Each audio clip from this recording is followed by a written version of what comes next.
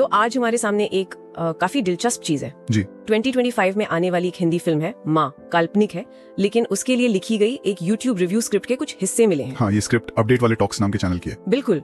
तो आज हम इसी स्क्रिप्ट को थोड़ा खंगालेंगे, देखेंगे कि फिल्म माँ के बारे में क्या बताती है, कहानी, एक्टिंग, डायरेक्शन और हाँ, समीक्षक का फाइनल वर्डिक्ट क्या है। जी बिल्कुल, ये समझना मजेदार होगा कि रिव्यू किस तरह से फिल्म को पेश कर रहा है। हाँ, तो शुरुआत कहानी से करते हैं। स्क्रिप्ट क्या कहती है? स्क्रिप्ट के हिसाब से कहानी अदिति के बारे में है।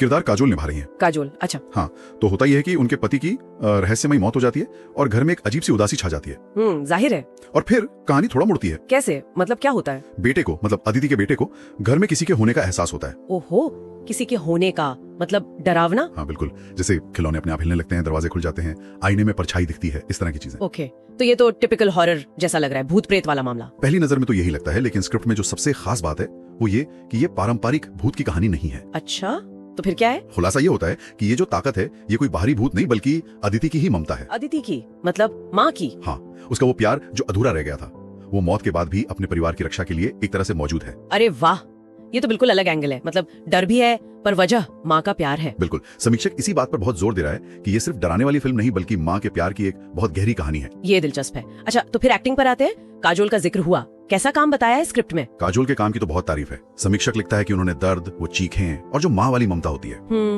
उसको बहुत ही प्रभावी ढंग से दिखाया है। स्क्रिप्ट ये भी कहती है कि ये दिखाता है कि काजोल सिर्फ रोमांटिक किरदारों तक ही सीमित नहीं है। सही बात है, उनमें वो डेप्थ है। हाँ, वो गहराई। अच्छा, और सहायक कलाकारों के बारे में भी कुछ कहा है? हाँ, जिक्र तो है। कहते हैं कि बाकी कलाकारों ने भी बढ़िया काम किया है, खासकर जो बच्चे का किरदार निभा रहा है। अच्छा, उसकी काफी तारीफ है। लगता है उसने कहानी में जान डाल दी है।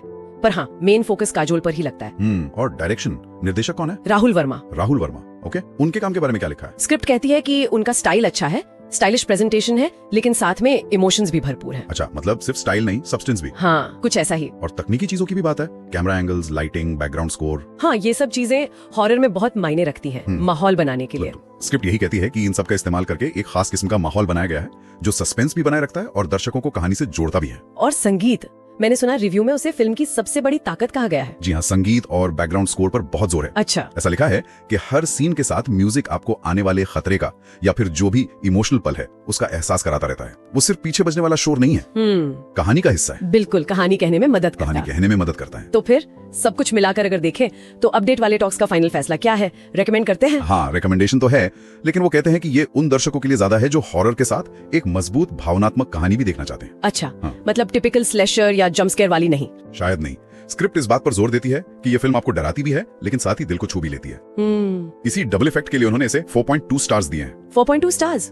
अच्छा स्कोर है। हाँ, काफी अच्छा है। ये वाकई दिलचस्प है कि कोई फिल्म एक ही साथ डरावनी भी हो और इमोशनल भी। ये बैलेंस बनाना मुश्किल होता है। सही कहा।